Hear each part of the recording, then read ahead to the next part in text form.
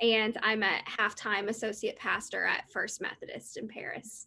So glad to be here. Thanks, Michelle. And Meredith. Hi, I'm Meredith Bell, and I am the director of the UCF, what we call the UCF Wesley Foundation at Navarro College in Corsicana, Texas. So if you've seen the show Cheer, that's our school. Oh, that's Thank you very much, Meredith. So Michelle and Meredith are both serving 2-year schools, and Colleen wrote a book about church-based campus ministry and used some examples, including the church that I serve. So we had initially talked about splitting into 2 separate rooms to talk about both 2-year colleges and church-based campus ministries, but I think that we're a small enough group, and I think the conversation flowed really well this morning, so I think we might just keep it in here. And if you have specific questions for anybody, please feel free to put those in the chat. I'll start with Meredith. If you just want to share about a little bit about your ministry and kind of what that looks like for you guys day to day before COVID. That's a better season world to talk about. So when I've been here 5 years, and when I came, it was a blank slate. I could, hang on. So it was a blank slate. I could do anything. And so I had 2 people in my first Bible study, and I came from a pretty large church where we had 12,000 members. And so that was shocking to me. So what we do every week is Sunday night is our dinner and Bible study. Mondays are our free lunches for students. Tuesdays are Bible study on a second campus in Waxahachie, Texas, and then our Christian leadership program on Tuesday nights here at the Corsicana campus, and worship on campus Tuesday night, which we call Amplified. And Wednesdays I would spend with the baseball team and leadership guidance and spiritual health training or education. And then Thursdays I would spend in Waxahachie. We would have a free lunch for about 250 students.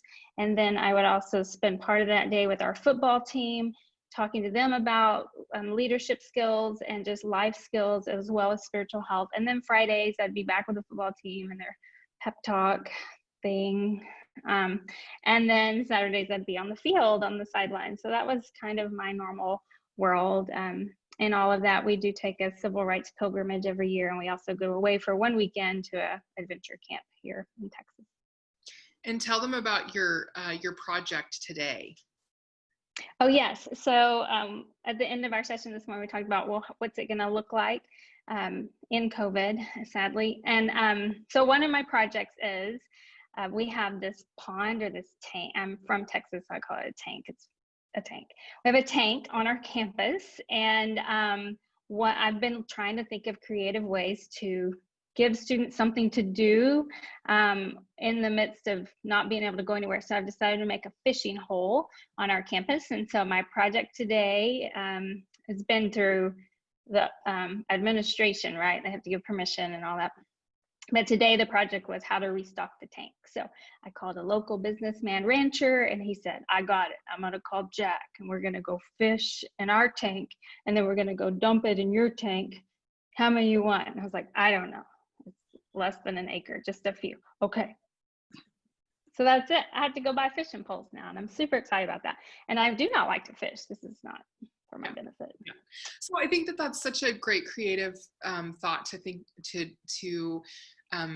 to consider what it is that you have on your campus or what you have around campus, and using that. Like, that's such a great use of that. I would never have thought about that because I don't really like to fish. I don't really like fish, but I think that's great. I think there's going to be a ton of kids in the middle of nowhere, Texas, that would love to do that, and they're going to really enjoy doing that. So that's great. Do you have any pictures of this tank, Meredith? Because I'm super curious to see what it looks like. I don't, but well, you need to take some and send. It's going to be dark after we get out. I'm not far from it, but by the time I walk over there, I'll be too sweaty to take any pictures. So that's true. Another time. Yes, another time. Take pictures for us.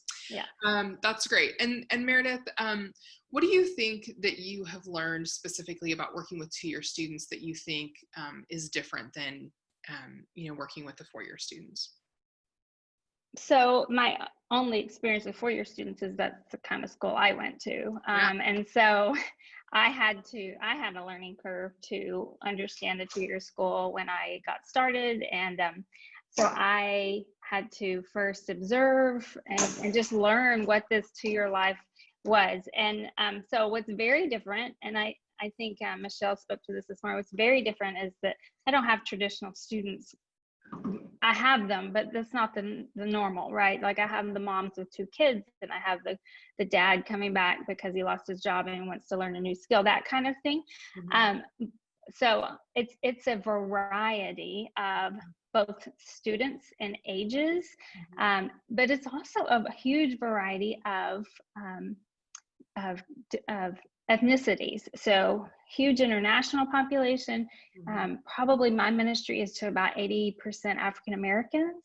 Our campus is that way too. It's a huge African American campus. And here's what I truly love and appreciate about that population is that so many first generation college students, so many students wanting to change the trajectory of their lives through this process of education that their school counselor said they should go do. So many students are doing that. And so I applaud their tenacity and continuing to step forward and make those steps. And they don't understand the lingo, and they don't understand financial aid, and they don't understand any of that. And they don't have anybody to ask either because their mom and dad did not go that far. And so just to wrap it up, and also secondly, third and fifth, two-year schools give that student a chance that was not the star student at the high school, right? Like it's a student that probably got in trouble some. It's probably a student that had trouble learning or just wasn't passionate about learning.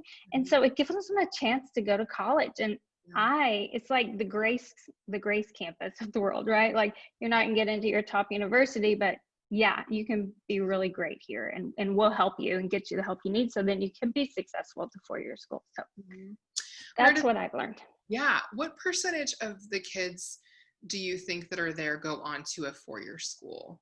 Like half, or like if you were to guess randomly? I have no idea, but I can tell you in my ministry, the ones that go through my ministry, I would say we're probably up to 60%. Like, right below God in my personal life is education. And so I become their Mama Meredith at campus, and then they just hear my education words over and over again. I'm asking them, September, where are you going to transfer in 2 years? You need help with the application fee. How can we fill out that? So I will say my students, I have seen that increase as I've been working with my, students through these are non-athletes. These are my traditional students, but my group's going up. Now I could find that number for you for never. Yeah, of course. I was just curious. No, that's fine. I think that's a good representation. I was just curious about that. Michelle, what about your program? What does your program typically look like prior to COVID? Prior to COVID, so long ago. So this was, I'm in my second year at PJC, and it was essentially a new ministry starting fresh with nothing and a non-completed renovation at a building. And so I started by doing a lot of things on campus and meeting with students over where they were. And so that was a big part of kind of growing into what we became. But this year was our first year to have student interns. And so we had 2 interns working with us. And so we'd have our meetings on Mondays, and then Tuesday night we would have a Bible study that was more like traditional, but also how's this applying to your life and such. And then Wednesday nights we had a dinner church, which was more like less Jesus-y in a way, more like, what are you saying, Michelle? What do you want community to look like? How do you see community forming around you? How are you a part of that? And so a lot of students who have some relationship with the church, but not a lot, but we're able there to come and have good conversation and a meal. Mhm. And then on Thursdays, we had our free lunch, which was by far our biggest event of the week. And then on Thursday nights, we try to do some fun something for Mhm. games or movies or Mhm. something like that. But That's that was a great. typical flow. Yeah. And then what do you think it's going to look like this fall? I have no idea. we just found out last week that they're essentially having 4 different types of classes, like some online, some hybrid, some in person, and they're cutting.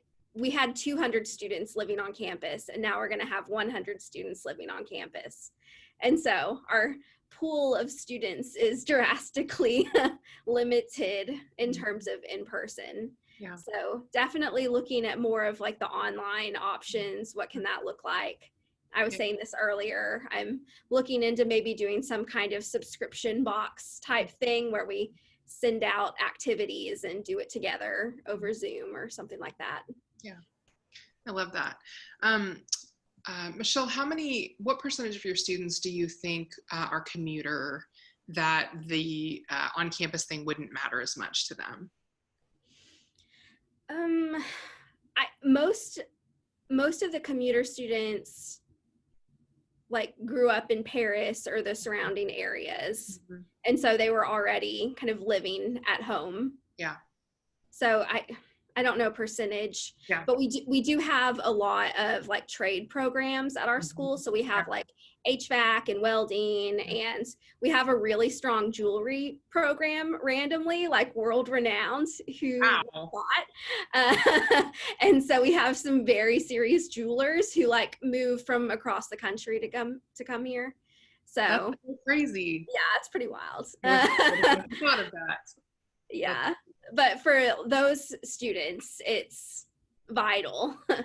Yeah, absolutely. Colleen, I wonder if you can tell us a little bit about what your work looks like at Stanford. Yeah, so my work at Stanford is a little bit different than the work that I was doing before as a chaplain, and I also directed a youth institute, one of Lily's institutes, youth theology in Virginia. So here I'm responsible primarily I'm responsible for the ecumenical Christian sort of public community facing worship service, which is its own sort of beast. And then in terms of student engagement, resourcing our 31 student groups that are registered student organizations through the Office of Student Engagement. And I would say like of 31, I think 14 or 15 identify as Christian. Mm-hmm. And so my work with them is really supporting. So both Christian ecumenical, like breaking down their silos, which is sometimes hard, and multi-faith programming, interfaith, multi-faith engagement. That's great. And you wrote a book. Tell us about your book. Yeah.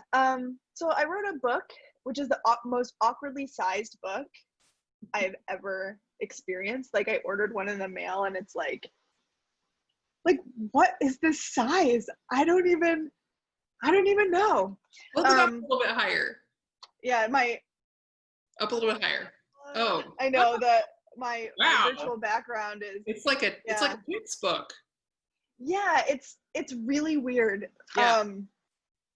But it's great on the inside. It's basically a resource text for a lay servant course. So with Discipleship Ministries approached me now, 3 years ago. This thing takes a really long time. Mm-hmm. Asking how do we resource, so from the lay servant division of Discipleship Ministries, their board was getting a lot of questions about what it looks like to resource local congregations to begin the work of serving students in their contexts. And most of those questions, as I understand it, came from the sometimes rapid, sometimes slow defunding of many of the campus ministries across the connection. So they're saying our Wesley Foundation or our local campus ministry, got completely defunded, or it got cut in half, or we lost our chaplain, we lost our campus minister. How can we help? We have no idea how to. And they were asking lay servant ministries, like, do you know, do you know how to help us? Do you have a lay servant course? And so I wrote this book and this course really with that posture in mind. So it's kind of like interesting and lovely. I'm teaching it right now to some folks from Colorado and upstate New York online. And it's just super interesting, especially with my location now, because in many ways, like, I'm trying to teach folks how to like begin this discernment process in local churches that might not feel equipped to know where to begin. So it's really sort of introductory, and advising them how to make connections with institutions of higher learning, 2-year schools, and actually there's a really wonderful case study from and actually I wish that I had known you, Michelle, and Meredith when I was writing this, from Virginia with community campus ministries, really thinking about like almost every church has some community college or 2-year college in its vicinity. And it's often overlooked because of our own biases about what students look like, particularly traditionally aged students, and what that looks like. And so like, I think that was exciting to me, and I've taught it twice now. It was really exciting for the folks. It felt accessible, like, oh yeah, like we know Finger Lakes Community College, and oh yeah, we know folks that are there. It doesn't feel like so much of a leap for some of these folks, particularly like rural folks, that really want to help and want to connect but don't know how. So writing the text was really fun, and it's really interesting now because I am in some ways the gatekeeper of the congregations that want to have access to Stanford's campus, and it's kind of weird to find myself in that role.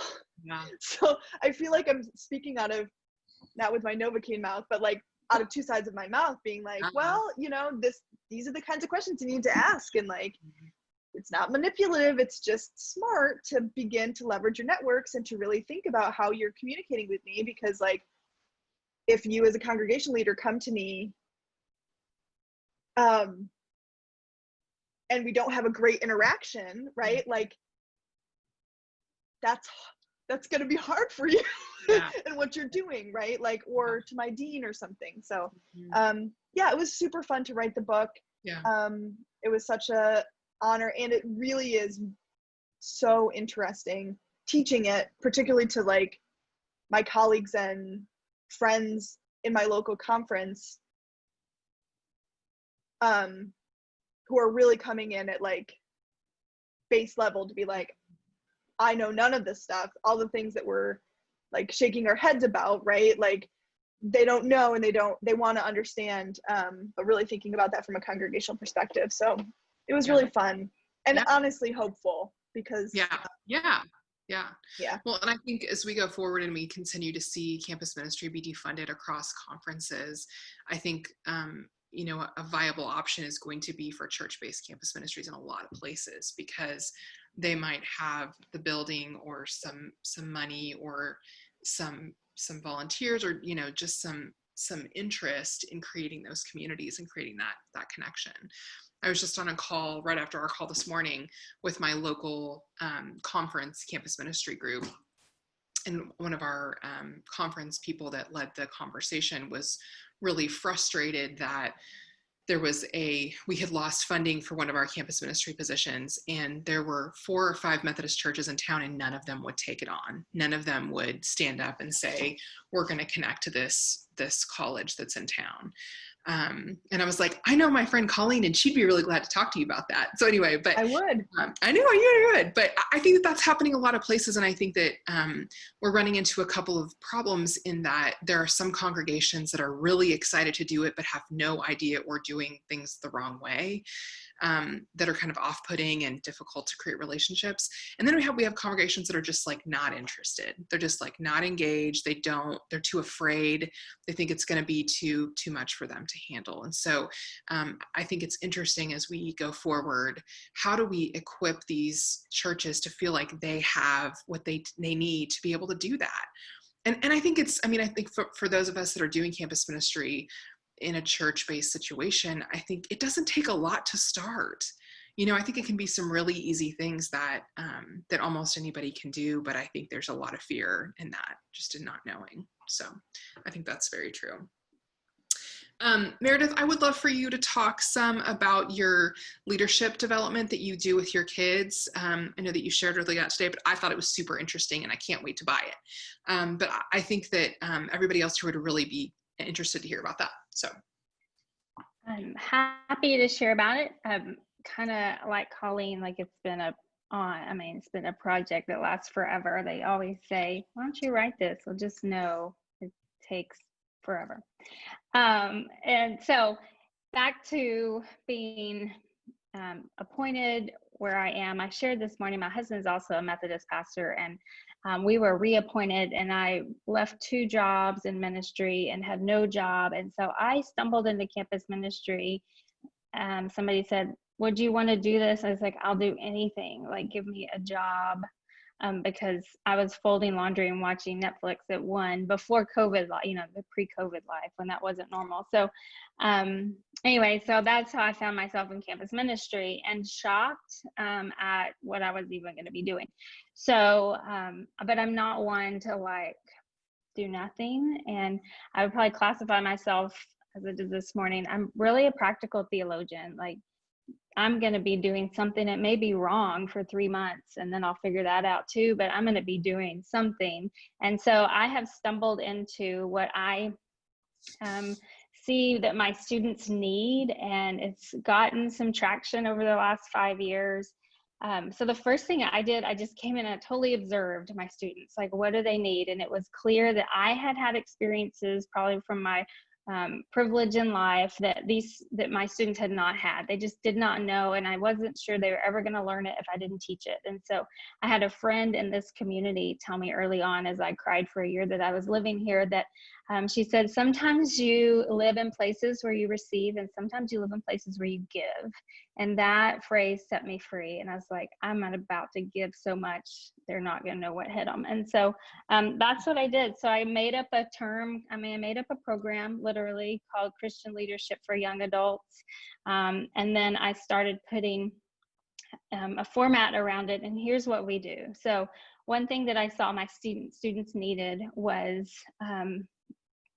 coaching and leadership, and Christian leadership in particular. So in our society, we have a high technological society, but we don't always have the ethical leadership that we need to keep up with our advances in technology. And so I really stepped out and said, okay, challenge them. I was like, first I call them leaders. And of course, I don't even get in the debate, are you a follower or your leader? Because if you know Christ, you have to lead in this world. That's what you're called to do. And so we talk about courage and integrity and humility, and those traits that really are different words for our generation that we work with here and across the nation at this point. And then another semester we focus on service. So what does it look like to think about others first and you second? And in our Insta and Snap world, that's really kind of hard, and for our students, and sometimes even for us, the 43-year-old in the room. But how do we have a conversation around that, and how do we theologically develop a different lens than what the world tells us we should see? And then social justice is huge for our program too. We spend a whole semester on social justice, and of course the resources for that right now are everywhere. But we were doing it before George Floyd, and it was an opportunity for me to create a safe space for my students of diversity, from diverse backgrounds, to have real conversations about what is social justice, what is equality and equity, what are microaggressions, and how do we learn about those, and how do we correct our own behaviors even if we don't know they're causing harm. And in that program, I give them the task of addressing a problem that bothers them. And it can be any problem. It could be children don't have enough coats to school to protesting somewhere. I don't care what the problem is. And walk them through that process of how do you plan, how do you execute. And I was in tears, of course, over George Floyd and everything else, but I was really in tears during all that too, praying that my students were out there protesting too, because we talked about it and we practiced it and we just dealt with it as a group. And I was like, please God, let them be out there because they're equipped. I know they're equipped. And then the last semester we will spend is spiritual practices. Just that basic, I'm a spiritual director, so it's my favorite semester, and small groups, intimate groups, and trying out different practices so that they can learn what works with their lives. So that's the teaching part of it. Another part of it that's important for the program is kind of the experience part of it. So I offer career internships to my students usually in the spring. So if they're interested in being a journalist, I will connect them with the local newspaper and they will intern with that newspaper.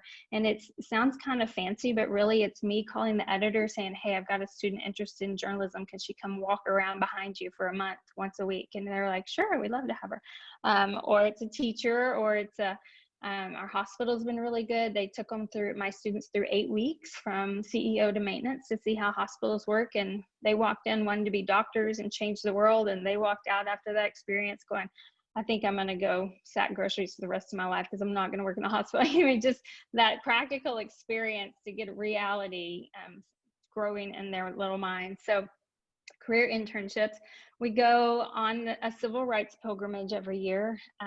We do 2 different weekends. So one weekend is in Little Rock, Memphis, Jackson, Mississippi, and Philadelphia, Mississippi, and the other one's Selma and Montgomery and Jackson, Mississippi. And we get on a bus, we have a tour guide, we go through all those sites, we watch movies about those sites, we get off the bus, we're at the site, we get on the bus, we watch a movie. Lots of theological conversations in that, but for my students in particular, to see the Mississippi River is life-changing. To go and stay at a hotel is life-changing. To get on a bus and just go somewhere is life-changing. So that experience is significant for my students.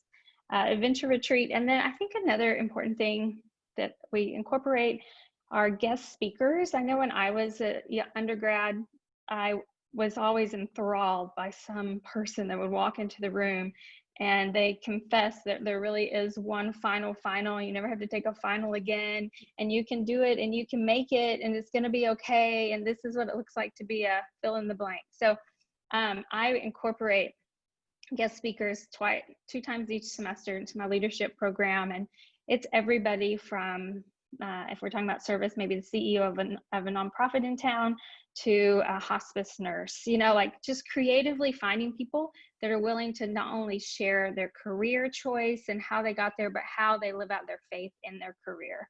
And that's the important part.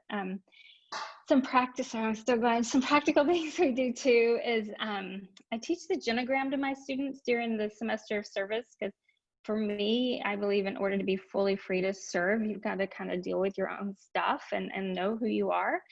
We teach the Enneagram in our leadership semester, and then emotional intelligence as well during the social justice thing. So, and we did write this, it's a 4-part curriculum. The first one's out, and it was in partnership with Sam Taylor Grant Foundation, the Texas Methodist Foundation, and Missional Wisdom Foundation. So they funded it and helped make it happen. And so that's where we are. So the leadership portion's out, the service one's at the editor, and then social justice will be next. So that's awesome. That was a lot. That's awesome. I love it, Meredith. Thank you. I had another question for you and I forgot what it was. Meredith, how do you think that your experience with your leadership development, kind of how have you seen that change the perspective of what you think your students can do after they leave Navarro?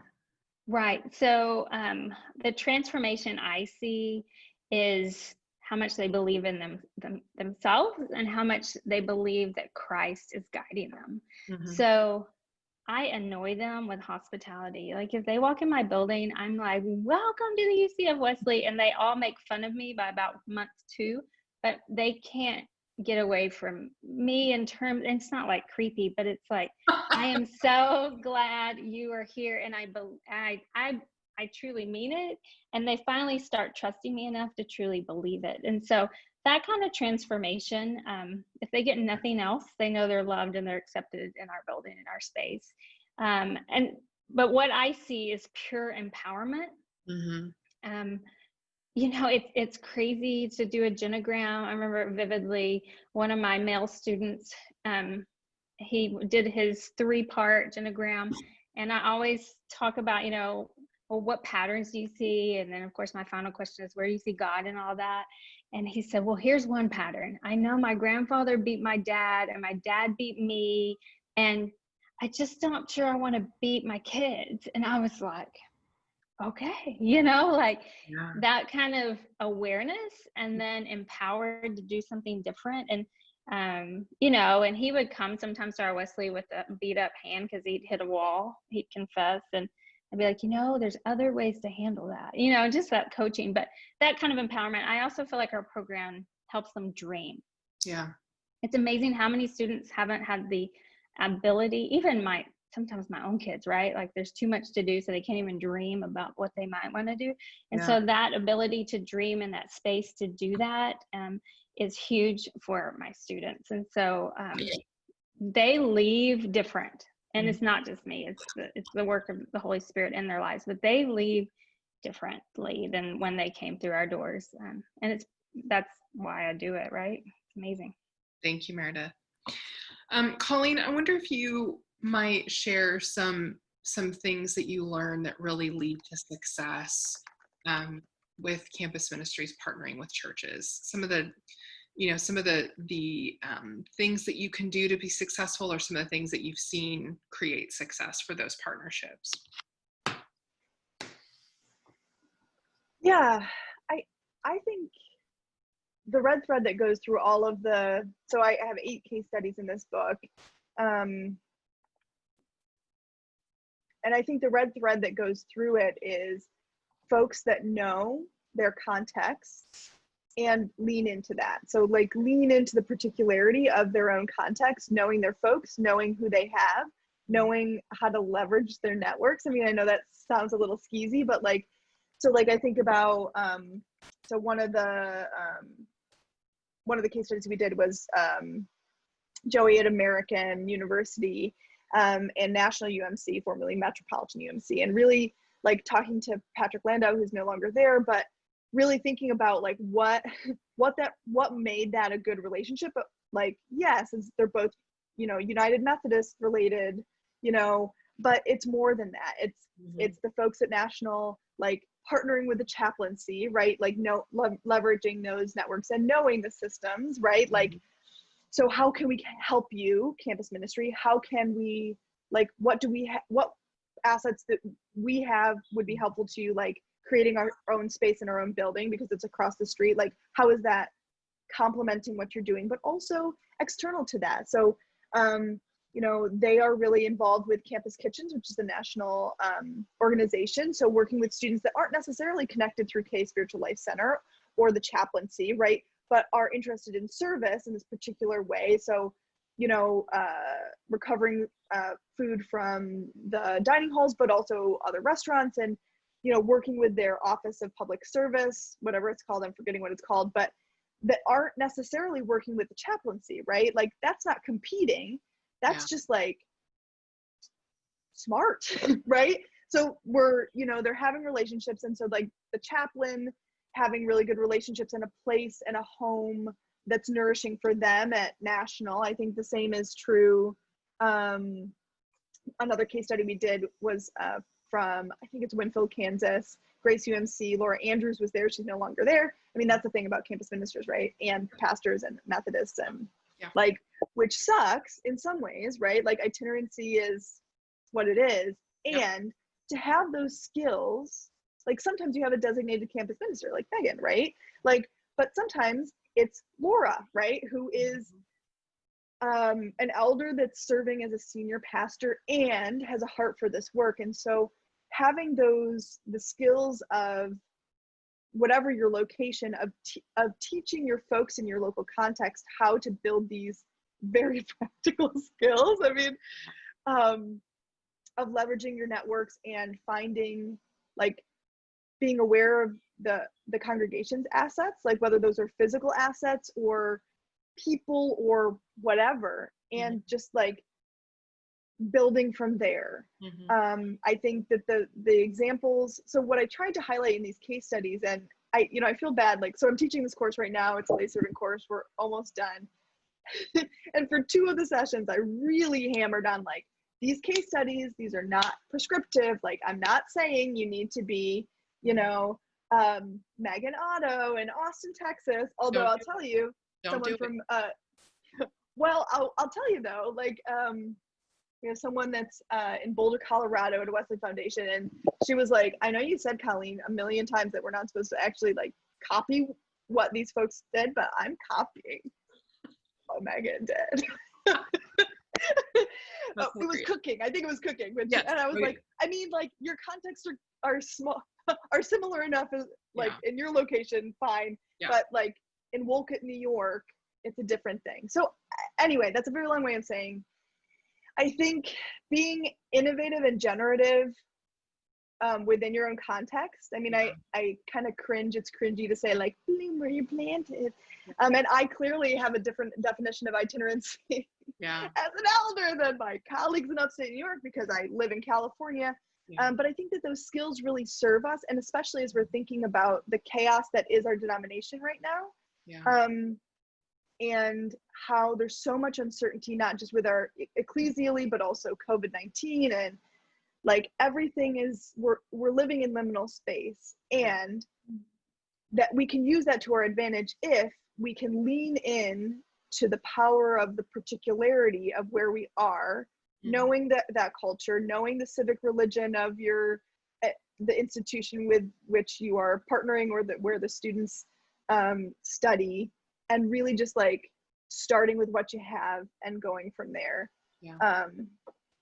Again, like, it was super, I needed to be really honest. Like, I wrote this book as a fully selfish endeavor of needing some hope and being really, really, really, really jaded about the ability of the United Methodist Church to meet the needs, not of this upcoming generation and any other generation. Like, I was angry and despairing, and the campus ministers that I interviewed and the folks in local congregations that I interviewed, they, like, literally lifted me out of the pit of despair. And I was like, oh yeah, like, we actually, come on now, like, St. Louis really sucked. And it doesn't matter. I mean, it matters, but it doesn't matter, because this work goes on because God empowers us to do this work if we're willing. And so, I think that's what I learned. And there's fabulous folks that know a lot of things, but, like, you don't need to know a lot of things. You just need to know how to hustle. Essentially. Friends, do you have any questions for Meredith or Colleen or Michelle? If you have questions for me, I'm not going to answer them, so don't ask me. But if you have questions for them, I'm sure they'd be happy to answer them.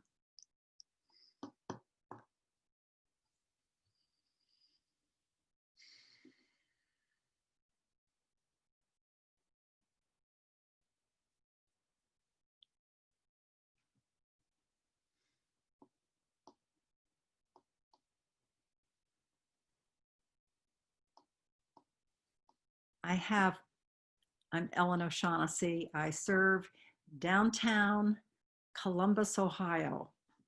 And one of the 2-year colleges that I serve is Columbus State. And it's an amazing combination, as you bring out so beautifully, of students who are on their way, taking anatomy in order to go eventually into medical school, taking courses that are prerequisites. And then there are those for whom this is it. And the joy of their occasions to be able to study first generation, and the sharing of that side by side with someone who's headed for law school, you know. And I, denominationally, this is a challenge, is it not? Because when we're asked how many Methodists do we serve? One Methodist minister said to me, he says, Ellen, he says, all my students are Methodist. I loved it. And I said, you know, I get it. So side by side with the beauty, as you so marvelously presented, all of you, I loved it. The beauty of each individual, whether that person be a Muslim. We have a lot of Muslim students. You know, Columbus is second to Minneapolis in Muslim population. And so I have integrated the Muslim students' faith. And we have this story that we share as we begin that have Muhammad coming up against Moses. And you know this in Laylat al-Miraj celebration that they have. Muhammad is saying we have to pray 55 times a day. Moses is saying, huh? That's a lot. So let's do 5 times a day. And we start out with this and then use the spiritual exercises of St. Ignatius in discernment, in praying the examen, and share that in. And the Methodists, I have to say this, Methodist students really get it. My students, Lexi and Zach and Bailey, are just so wonderfully educated in their churches. And I could feel it as you were all speaking. I thought, I wonder how many Methodist students you're speaking of in your leadership situations, because you're rooted in the sentiment of the gospel. Does that make sense? Mm-hmm. That's the word I want to use, because they feel it. Mm-hmm. They feel the word, and then they can share that with, sometimes the Roman Catholic students are ritual centered. Mm-hmm. And we try to take, well, you know, what, did you hear the gospel at the Mass? Did you hear that? Well, no, I didn't. Yeah, I went to Mass Sunday, but I didn't hear it. So I look to Lexi to bring that out. Mm-hmm. Now, this is not just pre-COVID. I'm kind of excited. I shared earlier how we are communicating by different means in the texting and conversations on the phone. I say, well, call so-and-so, you know, encourage him. He's discouraged. And then I got a text today from a student who's Presbyterian Roman Catholic who came from Cameroon. And he's going to start at Columbus State. I've helped him get financial aid. And he calls me mom. I think I shared that with you. And but his faith is very encouraging. Mm-hmm. And I loved how you say we need to encourage each other, feel it. Yeah. And I felt so many of what you presented tonight. Thank you. Thank you, Ellen. Appreciate that. Benji, do you have a question? I'm sure you have lots of questions, but what's your burning question? Well, I mean, I've been struck by the conversation, both conversations around the 2-year schools and the church-based. I'm at the University of Cincinnati. So Ellen, we should be friends, I've decided. Yes. You know Alice Connor? Oh yes, Alice and I are big fan. Anyway, we'll talk about that later. Anyway, in West Ohio, in our annual conference, we're the only Wesley Foundation left. The majority of campus ministries are church-based. There's a couple ecumenical deals and different kind of stuff, but the majority are church-based campus ministries. And it's just been really interesting to watch that shift happen over the last, I've been in campus, I'm going in my 6th year of campus ministry, but I've been doing ministry with young people, whether it be youth ministry at a local church or not, since, forever. But just to watch that progression happen. And what's been really interesting, the feedback I've been getting so we're the Wesley Foundation in Cincinnati, and theoretically we were started in 1920 something or another to reach college students in Cincinnati. So there are those in our district who believe we should be doing ministry with all the colleges in the Cincinnati area, which is a wonderful idea. My appointment to Wesley is part-time, and it's also part-time to a local church. And so, my feedback to that is, I will give you as much time as I can, but UC has 45,000 students, and so that really takes up most of my time. But I think I shared in some other conversation we were having amongst this gathering over these weeks, when colleges started shutting down and sending students home, our local community college, Cincinnati State, had a fabulous social media campaign. Are you online for the fall? Check out Cincinnati State. We're cheaper and just as good. And so it was really interesting to see that campaign go around. And then for me to get feedback from, the people, the powers that be that say, well, what outreach are you doing to Cincinnati State? Because Cincinnati State is literally just around the corner from UC. Mm-hmm. So it's not that we shouldn't be doing, I only have so many hours in a day. So it's just really great to hear the feedback. Like, I'm really excited to, try some of these ideas around the 2-year college way because it's a different way to present it. And Meredith, and Michelle, I loved what you talked about, how it's just a different, but then our local church is a university-based church. I mean, it's 4 blocks away from the university. We consider ourselves the church to the university district. And I think there's a deep desire to have more of a presence in ministry to the campus. But because the Wesley Foundation's there, the church's thinking is, well, that's Benji's job as the campus minister. And we have a building. The Wesley Foundation has an old house across the street from campus. So we're closer to campus than the church. And so, it's not uncommon for me to hear things from the church people. Oh, I'm so glad that you have an office up there at Wesley to do campus ministry. When really, if you look, if you bend your head around when you look out the door, you can see the campus.